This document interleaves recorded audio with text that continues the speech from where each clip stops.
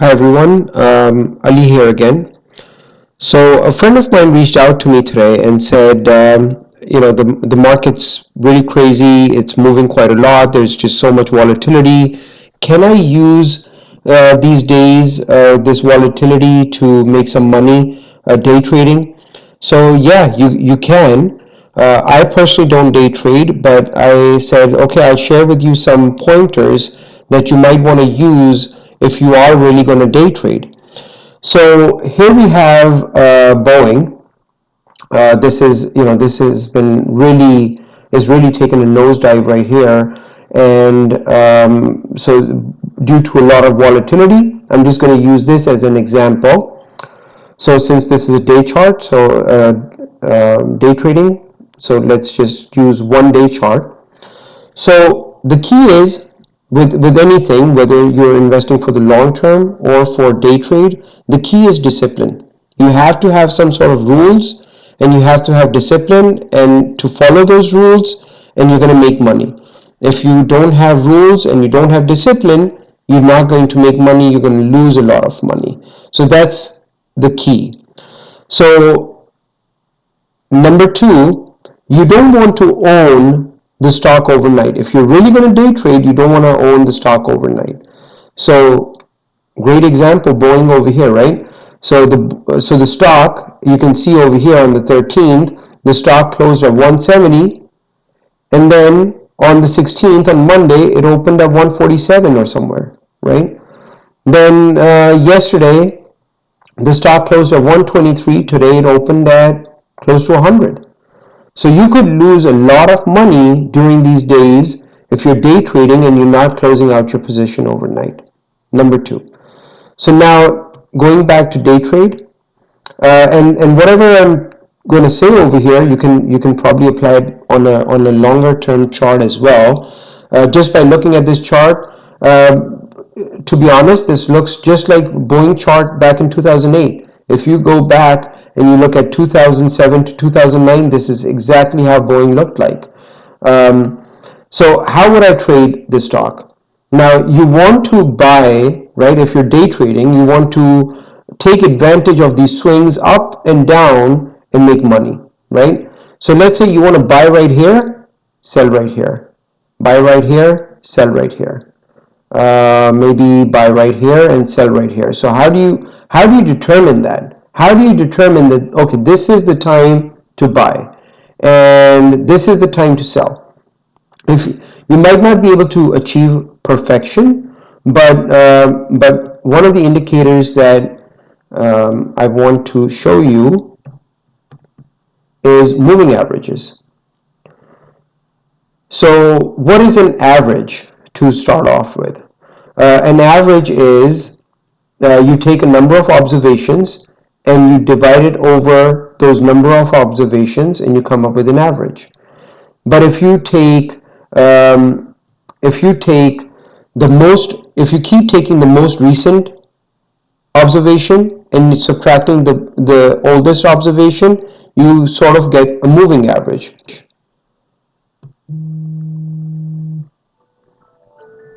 So over here, I have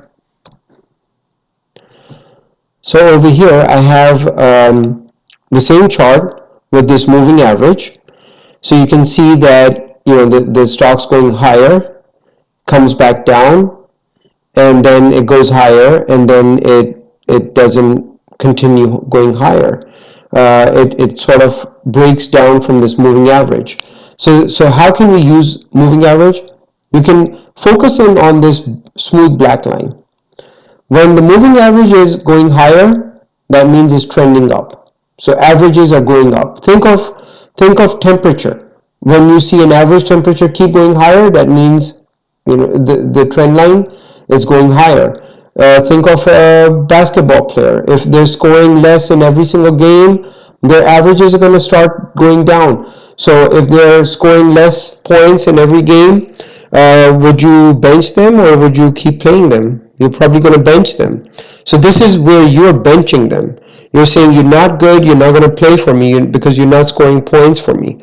You want to have above average players, above average.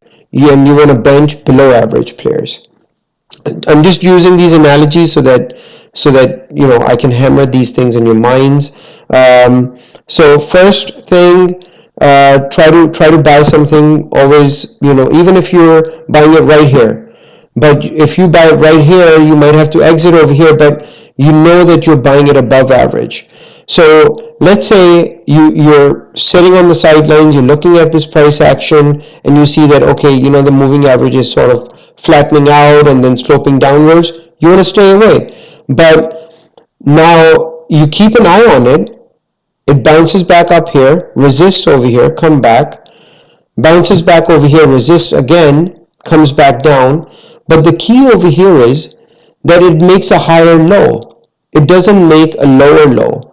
So right here it makes a low, right here it makes another low, right here it makes another low, another low, another low. But over here it makes a low, but it is higher than the previous one. It's higher than the previous one. Even this low is higher than the previous one. So you want to see the stock starting to make higher lows for you to get into the stock. So number one, you want to own above average. Number two, you want to see these trend reversals where the stock starts making higher lows, the moving average curve starts sloping upwards, and that's when you get in. So you get in over here. So let's say you got in over here at 101, let's call it 101, and you got out over here to, let's say, 104. So you could have made like $3 over here. And then you could have avoided all this downtrend. And let's say, would you get in over here? Maybe not. Is the moving average slope upward sloping or downward sloping? Did it even flatten out? No, it did not flatten out. And it is not upward trending, it's downward trending, so you're going to stay away. Over here, the curve has started flattening out. So now when you get this buy signal right here, okay, you're going to take a chance. It pops up, but it pops back down. Do you know how low it's going to go after it crosses it downwards? No one knows. You could have said the same thing right here. So this is where discipline comes in. You got to sell it over here, and you can see that it starts making lower lows, and it bounces back up, and it starts resisting again at this moving average. And again, the moving average is downward sloping. So now it crosses it upwards right here. Is this a buy signal? Maybe. But has the moving average turned yet? No. So even if you buy here, you might get out here, and you'd probably have to get back in over here, or you might see, okay, this is a support right here because it's a higher low. This is a higher low. This low is same level as this. So it's sort of like a confirmation that, okay, I don't need to get out over here. And then the stock starts making higher lows and continues higher. Let's say you get out over here.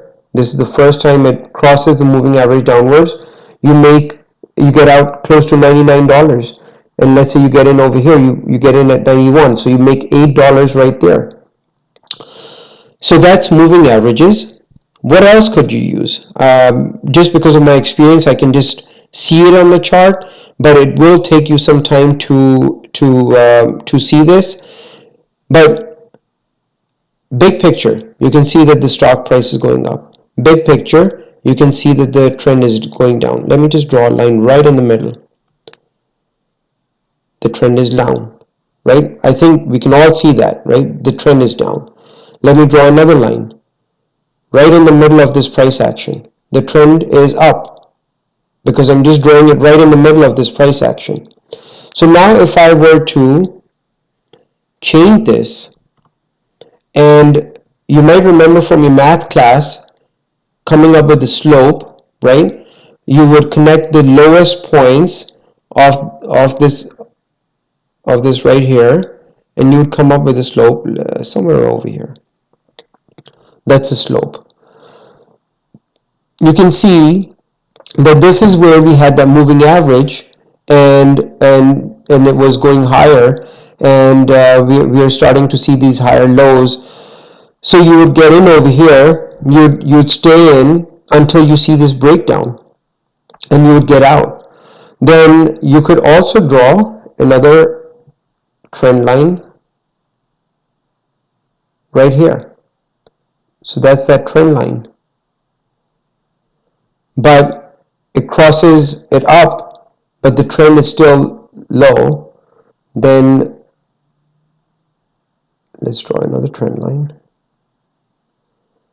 We saw in the moving average. When you combine these things, they'll be helpful to you.